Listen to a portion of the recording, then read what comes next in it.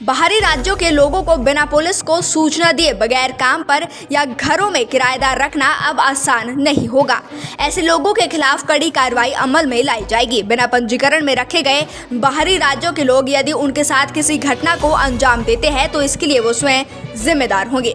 Sundernagar police ने मंडी जिला के सबसे बड़ी नगर परिषद के साथ मिलकर ऐसे लोगों की छानबीन करने के लिए मुहिम छेड़ दी है।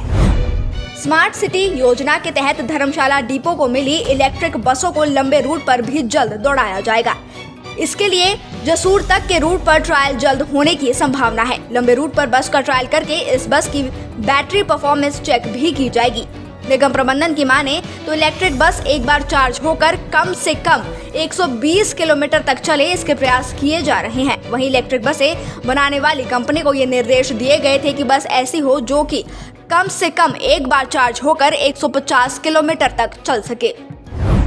हिमाचल प्रदेश सेब और बादाम के उत्पादन में दूसरे स्थान पर है, लेकिन इस साल सेब की खेती पर खराब मौसम का प्रभाव देखने को मिल सकता है। इस साल सेब की फसल में 30 से 35% की गिरावट देखी जा सकती है। बागवानी विशेषज्ञों का कहना है कि साथ ही खराब मौसम की वजह से इस साल स्वाद बिगड़ सकता है। प्रदेश के किसानों का कहना है कि सेब की खेती में 50 से 60% तक नुकसान हो सकता है। किसानों के अनुसार कई हफ्तों तक वसंत की शुरुआत के साथ बर्फ रहित सर्दी और गीला मौसम फसल के नुकसान का कारण है। इसका असर लोअर और मिड बेल्ट पर ज्यादा देखने को मिल रहा है।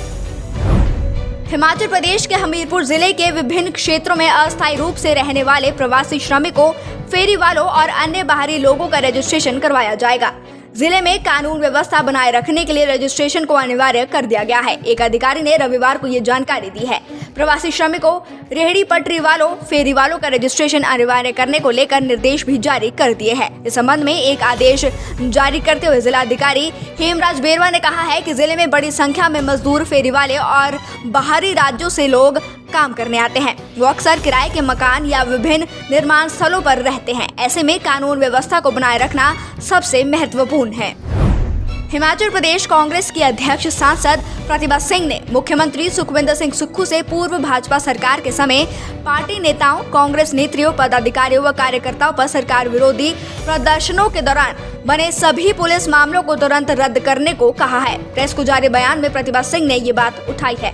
प्रतिभा सिंह ने कहा है कि प्रदेश में बड़ी संख्या में पार्टी नेताओं, पदाधिकारियों, महिला नेत्रियों व कार्यकर्ताओं पर जन विरोधी नीतियों व निर्णयों के खिलाफ किए गए विरोध प्रदर्शन करने पर पूर्व भाजपा सरकार ने प्रदेश भर में सैकड़ों पुलिस मामले इन नेताओं पर किए हैं। इन सभी विलंब मामलों को निरस्त कर देना चाहिए। चंबा मनोहर हत्याकांड में पक्ष व विपक्ष में बयानबाजी जारी है। बीजेपी इस हत्याकांड की एनआईए से जांच की मांग कर रही है। विपक्ष ने सरकार पर ऐसे हालातों के लिए लचर कानून व्यवस्था व मुख्यमंत्री के 98% हिंदुओं पर जीत के बयान को जिम्मेदार बताया है।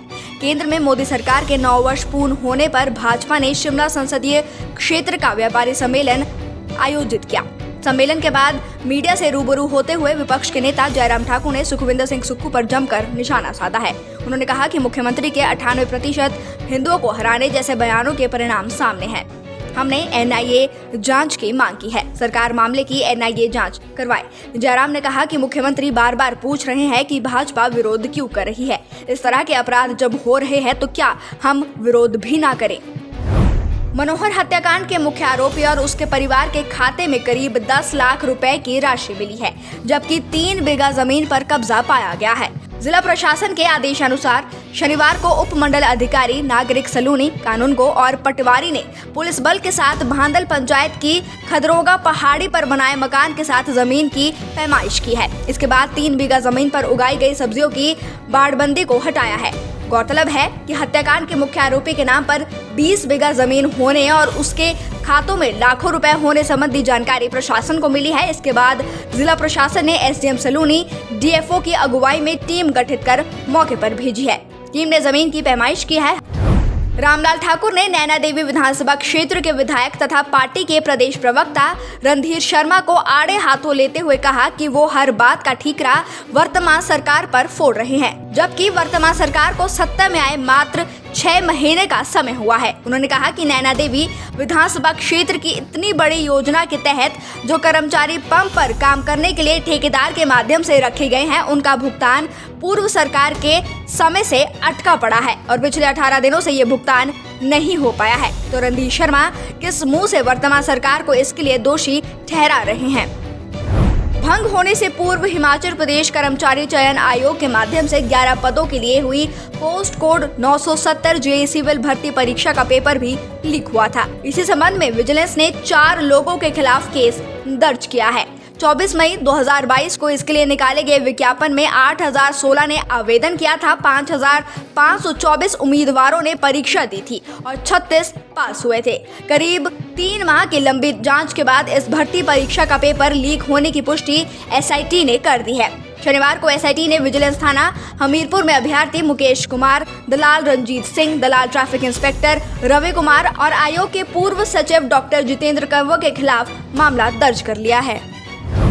उत्तर भारत में एक बार फिर भूकंप के झटके महसूस किए गए हैं। इस बार भी केंद्र जम्मू कश्मीर ही रहा है, लेकिन ये झटके 5 दिन पहले आए भूकंप से कम थे।